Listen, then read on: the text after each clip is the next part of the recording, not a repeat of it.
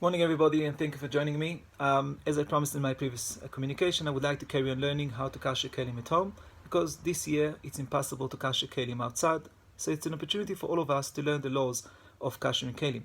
So last time we learned about kashering cutlery, pots and pans, and by the way, I explained how to kasher the sinks and the surfaces and the tables and cupboards. Let's speak today about how to kasher electric appliances. The first thing is the oven. I must say, some say that you can't kasher the oven. But this year we must be more lenient, and if you need to use your oven, you don't have another one, you can kasher, halachically you can kasher your oven. What you need to do is first of all to clean your oven properly, thoroughly. Use lots of detergent, and especially in all of the corners and the crevices, and make sure that it's clean.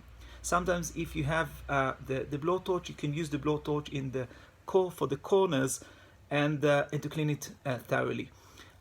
Make sure that it's clean, and even if you can see dirt after cleaning it, you can see the dirt, make sure that it's inedible whatsoever, that dog or any kind of dog won't be able to eat it. Once it's clean, we can kasher it. After you cleaned it properly, what you need to do is just to heat it on for at least half an hour, and you kashered your oven. What about the racks and the baking trays? We can't kasher them. You need to buy new ones, or to use pessach ones, for a very simple reason, as I explained last time.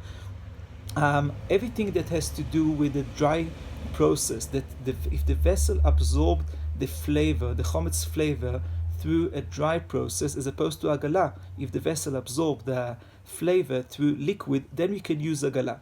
But if the vessel absorbed the flavor, the chometz flavor, through a dry process, so then you need to do libun chamur. Libun chamur, it's a very high level of libun, that the metal is red, or you can see sparks coming out of it. We can't reach that level, so we can't kasher it. Now, if you want to use the racks or the baking trays not to the food, and the food won't touch it directly, just to support another baking tray in another vessel, so then what you can do, libun kal.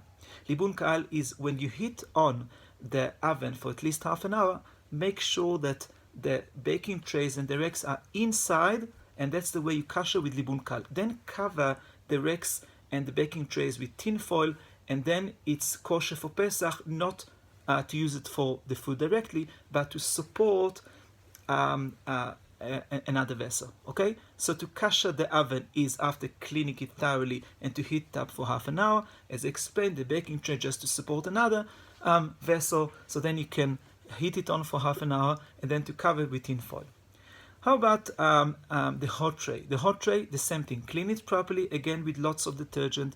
Clean it properly, and then heat it on for 2 hours, and then cover it with tin foil. Personally, I much prefer the thick one. If you don't have the thick one, you can use the thin one, but just cover it dry. So again, clean it thoroughly, heat it on for 2 hours, and then cover it with tin foil.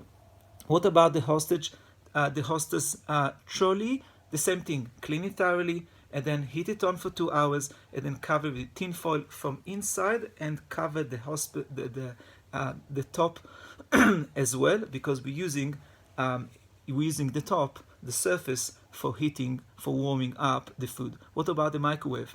So the first thing we need to do, wait 24 hours.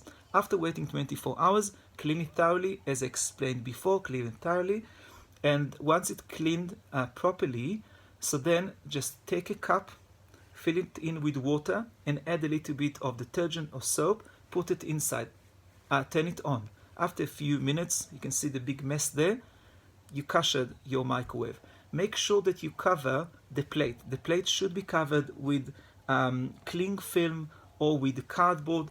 Make sure that it's covered. So again, wait 24 hours, clean it thoroughly, take a cup with water, a little bit of detergent, put it inside, turn it on, and then just cover the plate. What about the dishwasher? Again, some say that you can't kasher the dishwasher, but if you need to kasher your dishwasher for every reason, so then what you need to do? Again, wait 24 hours. Once you wait the 24 hours, clean it thoroughly. As I explained before, all of the crevices and the corners, make sure that the filter is clean. Many times you can see leftovers and literally food there. So make sure that everything, all of the corner, the crevices are clean.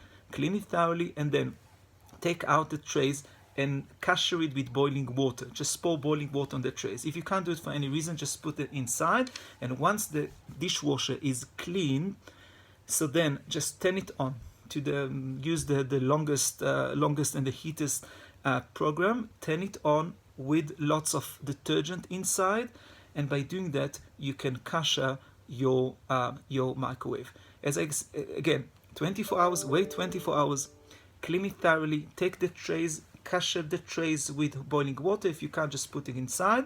You cleaned it, but you waited 24 hours, you clean it thoroughly, turn it on, and use the longest and the heatest program, put detergent inside, and that's where we kasher kelim. That's basically the electric appliances that we use in our kitchen. If you have questions, please don't hesitate, and please contact me. Wishing everybody Pesach, Kasher v'Sameach, a wonderful Yom Tov. Look after yourself, and may God look after all of us. Thank you very much, and God bless you.